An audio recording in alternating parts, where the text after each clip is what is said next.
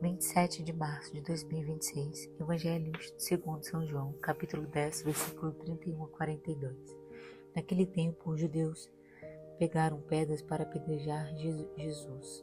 E ele lhes disse, por ordem do Pai, mostrai-vos muitas obras boas, por qual delas me quereis apedrejar? Os judeus responderam, não queremos te apedrejar por causa das obras boas, mas por causa da blasfêmia, porque sendo apenas um homem, tu te fazes Deus. Jesus disse, acaso não está escrito na vossa lei? Eu disse, vós sois deuses? Ora, ninguém pode anular a escritura. Se a lei chama deuses as pessoas às quais se dirigiu a palavra de Deus, por que então me acusais de blasfêmia, quando eu digo que sou filho de Deus, eu a quem o Pai consagrou e enviou ao mundo? Se não faço as obras do meu Pai, não acrediteis em mim. Mas se eu as faço, mesmo se não quereis acreditar em mim, acreditai nas minhas obras, para que saibais e reconheçais que o Pai está em mim e eu no Pai. Outra vez procuravam prender Jesus, mas ele escapou das mãos deles. Jesus passou para o outro lado do Jordão e foi para o lugar onde antes João tinha batizado e permaneceu ali.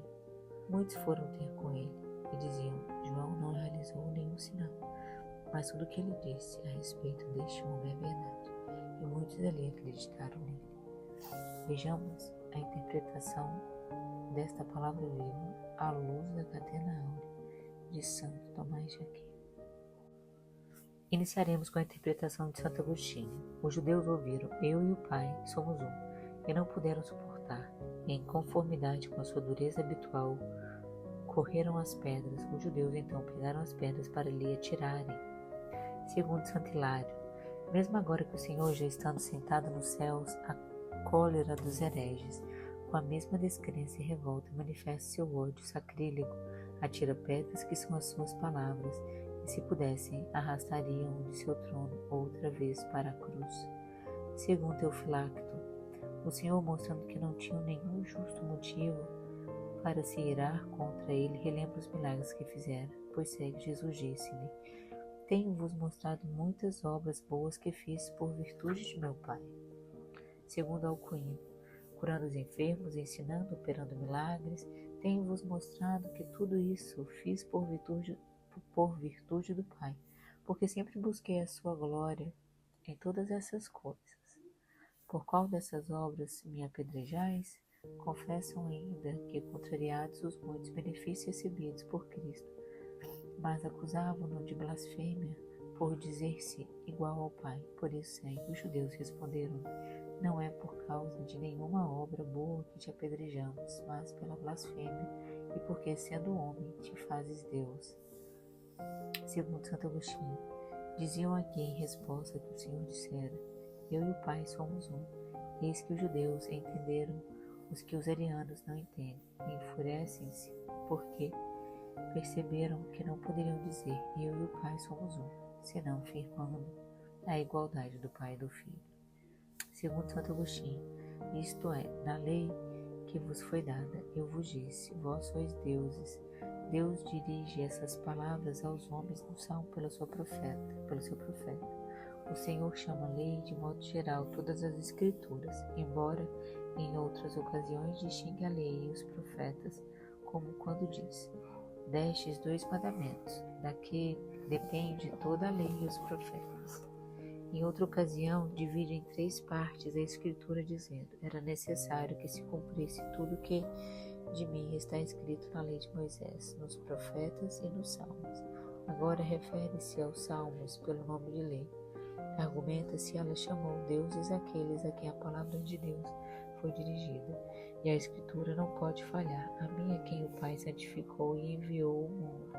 Vós dizeis, tu blasfemas, por eu ter dito, sou filho de Deus.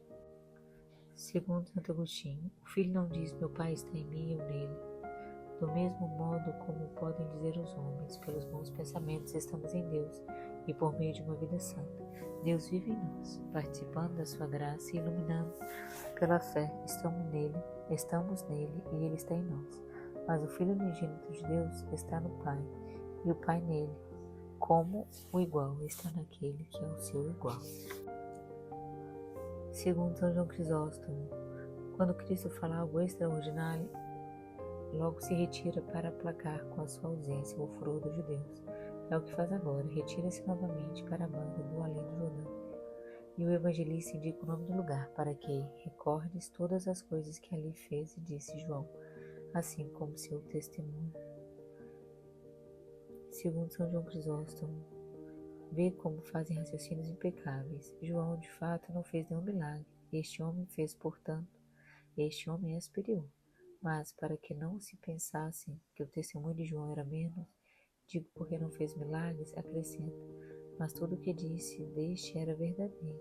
E como disse, embora não tenha feito nenhum milagre, tudo o que disse a respeito de Cristo era verdadeiro.